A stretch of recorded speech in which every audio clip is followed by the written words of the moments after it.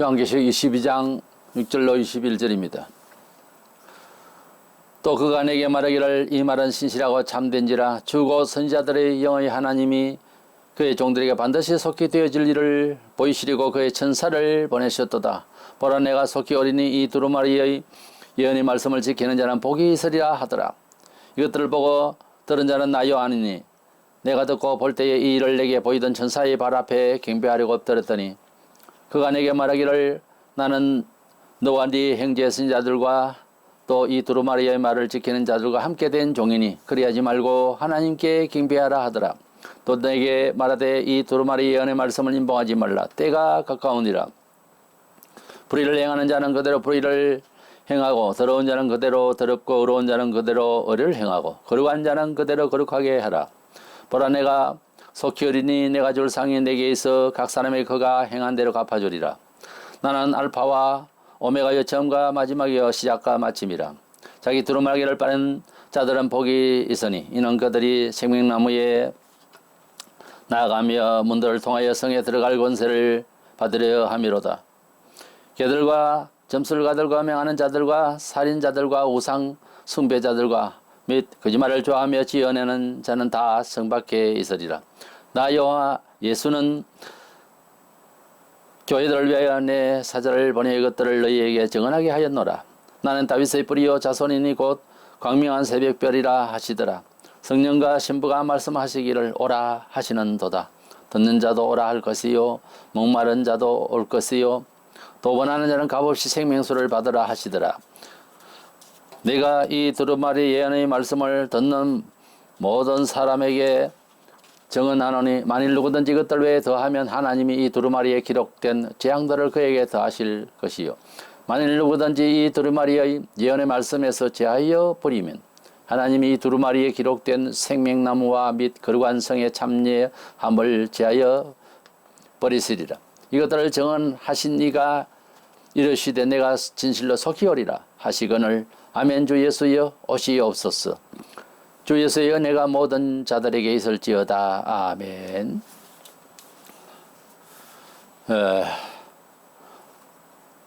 본장 20절에 주 예수여 오시옵소서라고 하는 말의 헬라어 본문은 엘코 큐리의 예수 이렇습니다. 이렇게 되어 있는데 고린도전서 16장 22절에는 이 말 뜻을 아람어로 기록하여 마란 아다로 되어 있습니다. 마라는 우리 주라는 뜻이고 아다는 오다는 뜻으로서 합성어입니다. 그래서 읽으면 마라나다가 됩니다. 오시옵소서 혹은 주여 오시옵소서 이런 주제로 말씀을 나누고자 합니다. 먼저는 주님께서 재림하실 일, 이 마지막 때에 일어날 현상들이 다 속히 이루어질 일로 매듭을 짓고 있습니다. 주께서 오시는 날은 심판날이 됩니다. 그런데 우리가 인생을 살면서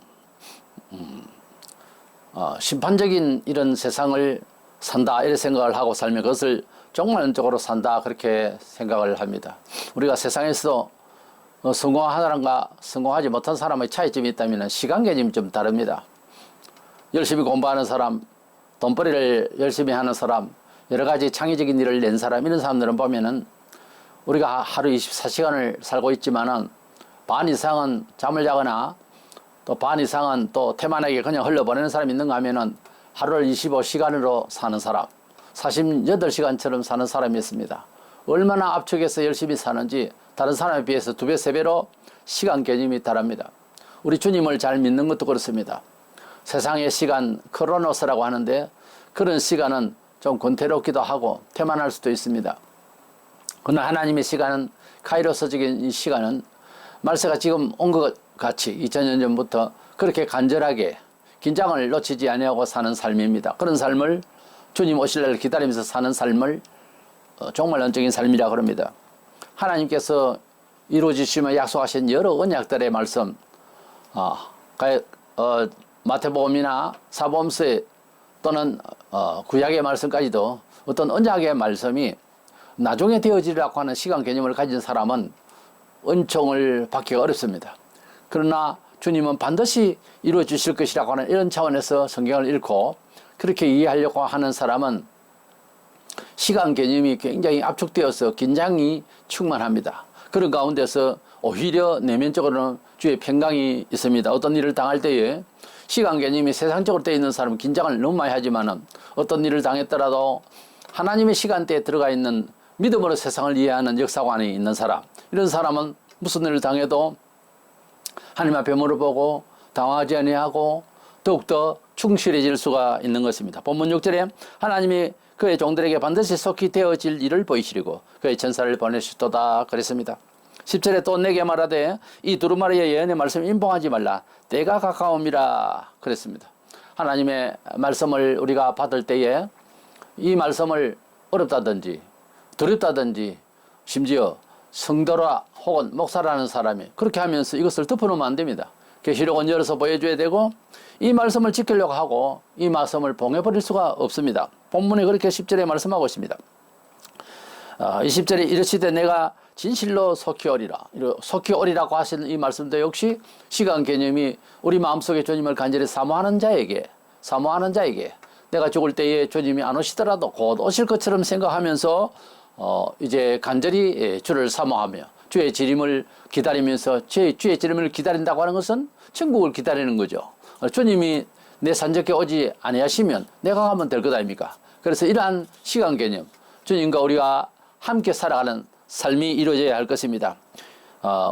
계시록 1장 1절에 예수 그리스도의 계시를 이는 하나님이 그에게 주사 반드시 속히 일어날 일들을 말씀을 하신다 그랬습니다. 때문에 요한계시록의 말씀은 나중에 되어질 일이니 덮어놓고 안 봐도 된다 것이 아니고 이 말씀을 계시록의 이 말씀을 사복음서에 넣어도 되고 구약 성경에 넣어서도 읽어 나가야 되고 항상 현재형으로 미래 되어질 일을 생각하면 긴장을 다 하여서 우리 하나님 앞에 믿음으로 하나님이 함께 하심의 역사가 있습니다. 특별히 복된 말씀을 했기 때문에 이 말씀을 따라서 살려고 하는 의지가 그런 역사의식이 우리에게 충족된다면 더 없는 은총의 말씀이 되는 것입니다. 우리가 무슨 일을 하더라도 계획을 추진할 때에 최종 목표라는 게 있습니다. 그래서 그 최종 목표를 생각하면서 열심히 달리는 운동선수나 또는 돈벌이를 하는 사람이나 무슨 예술을 하는 사람이 어떤 목표 지점이 있습니다. 그 목표를 늘 생각을 합니다. 그 생각을 하다 보니 이루어가는 과정이 굉장히 충실해지고요. 그렇죠? 그렇게 해서 결국은 이제 처음부터 목적지를 생각하면서 즐거워하며 기다리던 그 마음을 이제 정말 궁극적으로 닿을 때에 그때 그 생각이 이제 이루어졌구나 하는 생각이 들죠. 그러나 아무런 계획도 없고 목적이 선하지도 아니하고 하나님의 영광 중심도 없고 그렇게 언약을 미치지 않는 사람은 뭘 당할 일도 없지만 뭔 일을 당하면은 흥분만 하고 아무런 계획이 없습니다. 아무런 어떤 적당한 반응이 안 나와요. 그렇기 때문에 세상의 일이나 예수 믿는 일이나 똑같아요. 그 중에서 가장 요한계시록은 우리 인생을 살아가면서 이제 궁극적인 어떤 목표 지점에 이르는 그런 심정을 우리가 먼저 받는다는 거죠. 강하게 인식할수록 목적 달성을 강하게 인식할수록 가는 과정을 우리가 잘 이겨내죠. 사람 마음이 그렇잖아요. 그래서 예수 그리스도께서 재림하시고 우리를 승리케 하시고 복 주실 또한 부활 영생 천국을 가게 하실 주 재림의 그날을 간절히 사모하게 하는 정말 책이라면 요한계시록이죠. 그렇게 되면 그 과정이 훨씬 더 가벼워질 수 있고 인내심이 더 강화될 수 있잖아요. 그래서 계시록은 여러 측면에서 신앙의 종국적인 모든 목적을 이루는 때이니까 힘이 나고 우리가 소망이 넘치게 되는 것입니다. 우리 주님을 기다리는 재림신앙 너무너무 중요한데 말세가 되니까 속화되어서 유물론적으로 사람들이 빠져서 너도 나도 그렇게 되니까 우리가 생각하는 게 맞겠거니 이런 시민의식은 진리가 아닙니다. 항상 긴장을 해야 됩니다. 우리 사람은 무인도에 갖다 놔도 죄성이 활발하게 움직이고 창의적으로 나오지 선을 향할 수 있는 스스로의 그런 의지가 없어요. 그 있는 것 같이 오해들 하는데 없어요. 그만큼 잘못된 인간이기 때문에 예수를 구주로 믿긴 하지만 그 예수님의 반석 위에 집을 짓는 인생을 살 때는 열심을 다하고 하나님 말씀 안에서 긴장하지 않으면 성도라도 타락해요. 성도라도 옳지를 못하다고요. 뭐 개인적으로, 그룹적으로, 단체적으로 온 세계가 잘못될 수가 있어요. 우리가 하나님을 믿는다는 명분, 세례받았다는 명분, 또는 직분의 명분, 그걸 가지고서 우리가 기계화적으로 뭐 이렇게 잘 되어질 수 있다면, 그래서 예배만 드리고 하는 정도의 수준이 잘 되어질 수 있다면은 상금이라는 게 있을 수 없죠. 그럼 자동적으로 됐는데 뭘 상금을 받겠어요? 분명히 성경에는 주께서 우리의 머리가 되시고 우리의 몸의 지체가 됐는데, 머리에 닿을 때까지 우리의 믿음이 모든 것을 온전하게 열심히 달려서 그렇게 장성할 것을 분명히 말씀하고 있습니다. 그 말은 신학적 용어로 성화라고 합니다. 거룩하게 변화되어가는 인생을 살라는 거예요. 그렇기 때문에 이제 예외의 사람이 없습니다. 모두가 다 주님 안에서 열심을 다해서 그리스도의 성분을 우리가 발휘할 수 있고 내면적으로 그런 사람으로 자꾸 변해가야 됩니다. 그것은 평범한 도덕적인 성향이라기보다는 그것은 우리 하나님 앞에 적합한 충성도, 그런 뜻을 말합니다. 여기는 여기에는 어떤 환경을, 어떤 조건을 댈 수가 없어요. 자기 자신의 영광스러운 미래의 부활의 몸을 위해서 사는 거니까 모든 것을 긍정적으로 받아들이면서 하나님 뜻대로 자관 최선을 다하려고 하는, 서로가 의의 경쟁을 하는 그런 모습이 정상적이지, 세상의 통계 우리가 안 됐더라 안 되죠. 그런 것만 가지고서 적당히 이제 직장 생활을 하면서 또 적당히 사회생활 하면서 적당히 사회 공의도 불의도 섞어가면서, 그래서 적당히 예수를 믿고 모든 게 적당하게 그렇게 살아가는 것은 잘못된 거예요. 우리 하나님 앞에서 신앙이 건실하고 제대로 된 내세 주의 재림 신앙이라면은 사회생활도 굉장히 알뜰해요. 굉장히 성실하고 검소하고 열심히고 개혁적이고, 예, 공의롭고 정의를 다합니다. 그래서 우리가 종말론적 삶을 우리 마음속에 품으면은 이렇게 잘 되어질 수 있는 가능성이 충분히 우리가 인식이 됩니다. 그렇다면 요한계시록은 그런 심정을 북돋아주고 그런 소망 가운데서 든든케 하시는 말씀이니까 많이 읽고 듣고 배우기를 원합니다. 두 번째로는 이 요한계시록을 이제 마치면서 이 요한계시록의 권위에 대해서 요한을 통하여 말씀하셨는데, 신구의 말씀은 절대적인 하나님의 계시입니다. 처음부터 인간적으로 생각하고 이 성경을 읽는 사람, 맨 처음 예수 믿는 사람이라도 또 아직 교회는 안 나갔지만 성경을 읽는다 하더라도 이 성경을 인간적으로 읽으려고 시작하면은 그게 나중에 하나님 뜻대로 완전히 깨달아진다 하는 건 아주 특이한 일이고 거의 다 그렇게 안 됩니다. 그러면 어떻게 합니까? 처음부터 하나님의 말씀을 권위 있게 들어야 됩니다. 하나님은 어떤 분인지도 모르고 하더라도 권위를 가지고 하나님의 성경 말씀은 절대적 진리다, 이런 마음으로 성도들은 언제나 그렇게 대해야 되고, 누가 성경 구절을 말을 하고 조금 해석을 또는 적용을 조금 잘못하는 듯 해도 잘 새겨들어서 하나님 말씀은 하나님의 권위로 들어야 됩니다. 본문 18절 19절에 내가 이 두루마리의 예언의 말씀을 듣는 모든 사람에게 정언하노니 만일 누구든지 이것들 외에 더하면 하나님이 이 두루마리에 기록된 재앙들을 그에게 더하실 것이요, 만일 누구든지 이 두루마리의 예언의 말씀에서 제하여 버리면 하나님이 이 두루마리에 기록된 생명나무와 및 거룩한 성의 참념을 제하여 버리시리라. 하나님의 말씀은 다 절대적인 말씀이고 하나님의 권위의 말씀이지만은 이 계시록의 말씀은 모든 말씀을 이제 마치는 이런 와중에 사실은 다른 말씀도 다 포함되지만은 이 예언의 말씀이라고 하는 것은 계시록을 특별히 말씀합니다. 이 말씀을 없는 말을 지어내거나 있는 말을 빼내거나 이러면은 구원받기 어렵습니다. 정말로 잘못 해석하는 문제는 좀 다른 문제예요.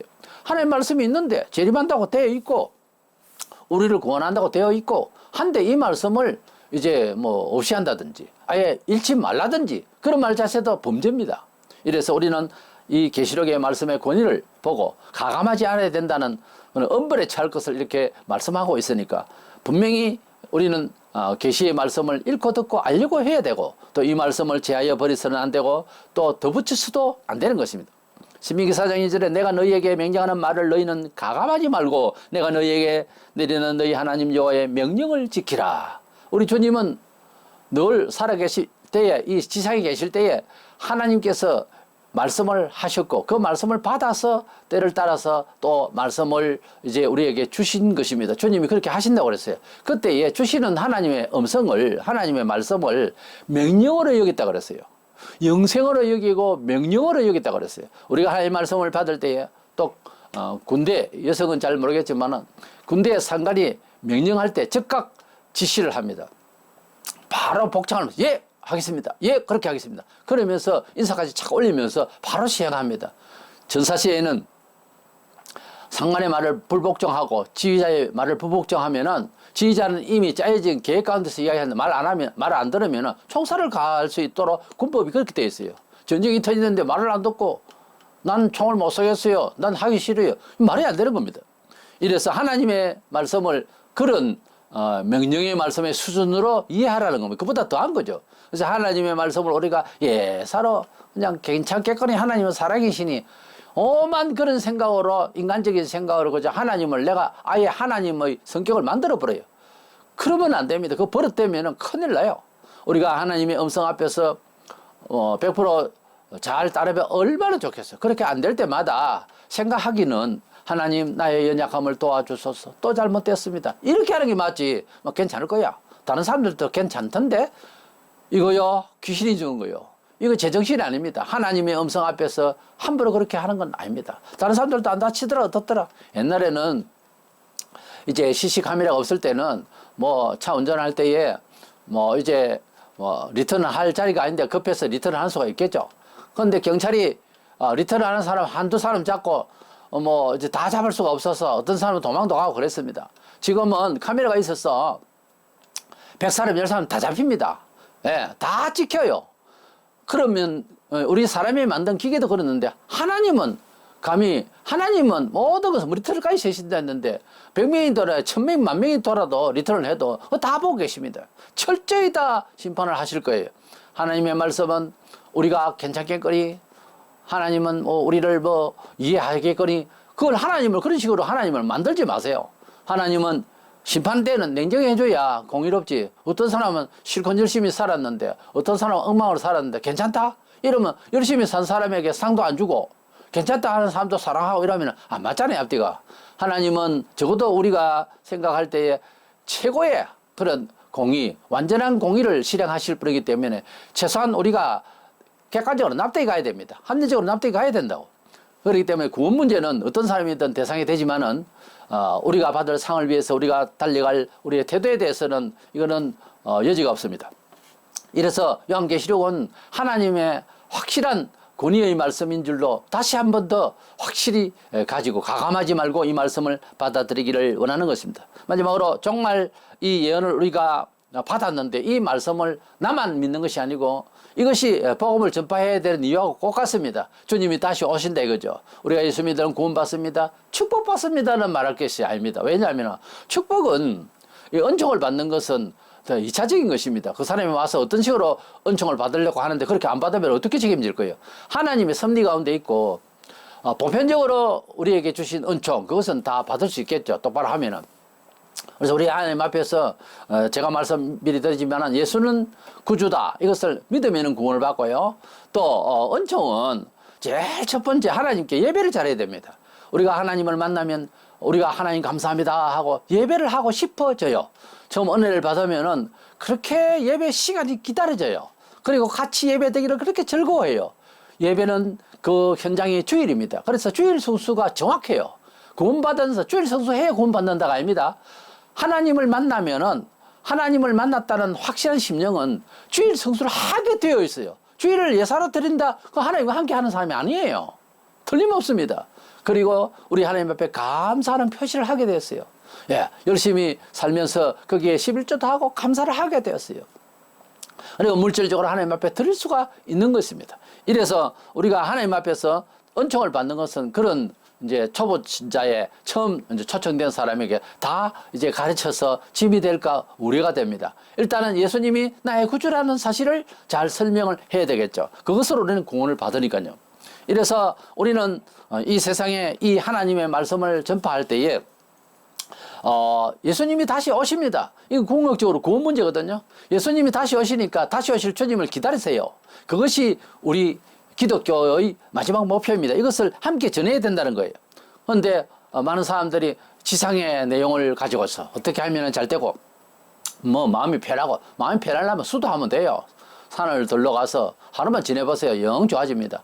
그것 가지고 기독교가 이렇게 핍박을 받고 많은 순교를 당하고 한 것 아닙니다. 우리는 예수께서 재림하시고 이 세상을 전부 다 공적으로 공의대로 심판을 하실, 그리고 이 세상을 없이 하시고 영원한 천국과 그곳에 가서 받을 상을 입혀서 우리가 새하늘과 새 땅으로 갈 것이고 불신자들은 지옥을 가게 될 것을 가능하다면 들어준다면 다 이야기를 해야 됩니다. 복음을 전파하는 것에 축복이나 이야기가 물질의 이야기고 백난는 이야기만 하면 안 됩니다. 하나님의 나라, 예수께서 재림하실 것이다, 심판이 있다, 듣든지 안 듣든지 이야기를 해야 되는 거예요. 이것이 공포를 조장합니까? 아닙니다. 사실적인 사실입니다. 최고의 사실입니다. 너무 중요한 이야기가 그 인생에 있어서 언제 어디서 죽을지 모르잖아요. 죽고 난 뒤에 가야 할 곳을 이야기하는 것은 최종적인 복음을 전하는 내용의 그 끝의 궁극적인 이야기잖아요. 이걸 빼놓으면 안 된다고 말이죠. 그래서 심판에 대해서 이야기해야 되는 거예요.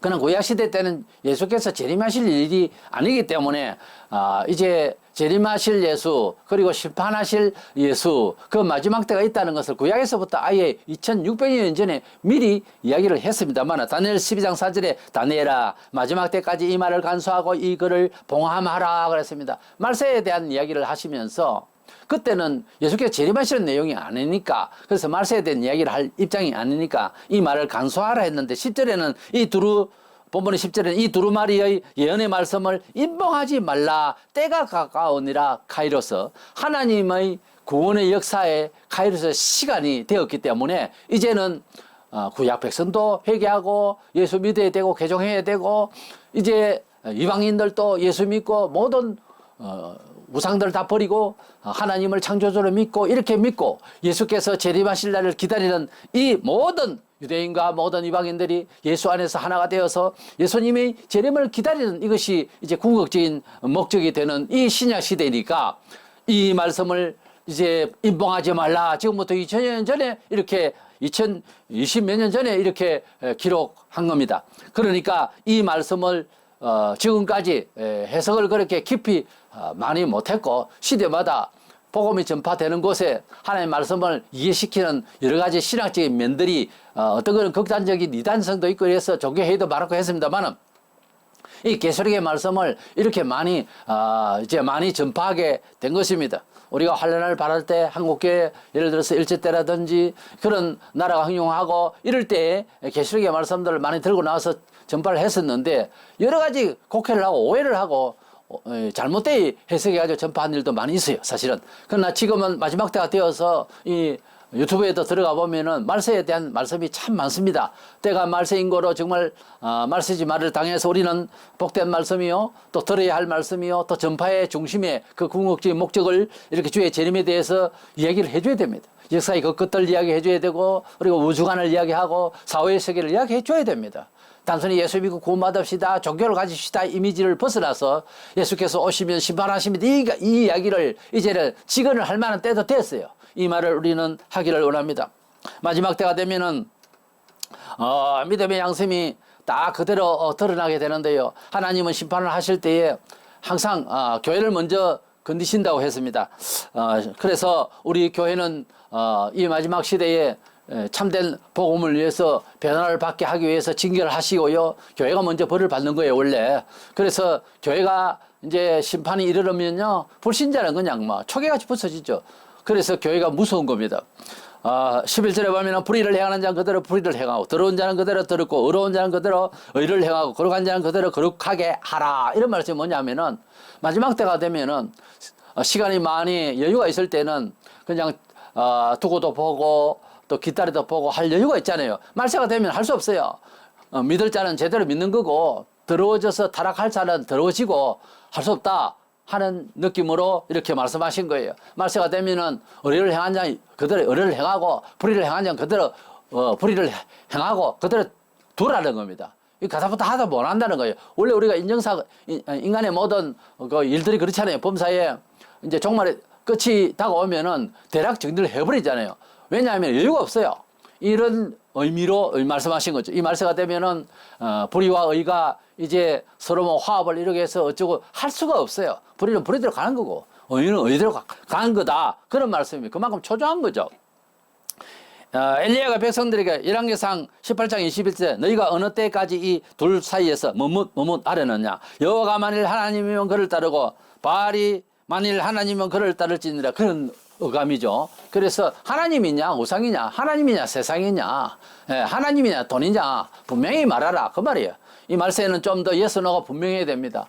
그것이 안 되면은 신앙이 여유롭게 잘 될 것 같아도 정말 광속도로 너무 빠르게 돌아가는 세상에서 영혼을 잃어버려요. 파괴를 잃어버린다고. 영혼이 더러워지기를 아주 순간적이에요.